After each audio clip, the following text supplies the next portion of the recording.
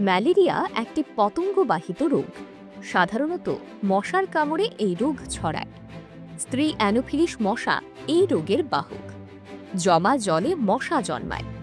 এই মশার কামড় থেকে ম্যালেরিয়া, ডেঙ্গু, চিকুনগুনিয়া আর জাপানিজ এনকেফেলাইটিস প্রভৃতি রোগ হয়ে থাকে।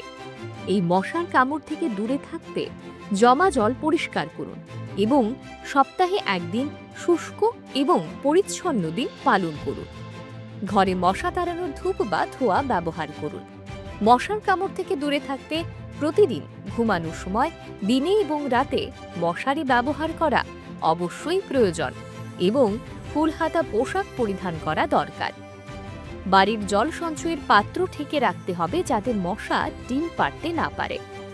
জ্বর হলে স্বাস্থ্যকর্মী বা নিকটবর্তী আশা দিদির সাথে যোগাযোগ করুন এবং বিনামূল্যে ম্যালেরিয়ার রক্ত পরীক্ষা করুন। রক্তে ম্যালেরিয়া জীবাণু পাওয়া গেলে সম্পূর্ণ মাত্রা ওষুধ সেবন করুন বিনামূল্যে। স্বাস্থ্য সচেতন হন, সুস্থ জীবন অতিবাহিত করুন। জাতীয় পতঙ্গবাহিত রোগ নিয়ন্ত্রণ প্রকল্প, জাতীয় স্বাস্থ্য মিশন, ত্রিপুরা সরকার।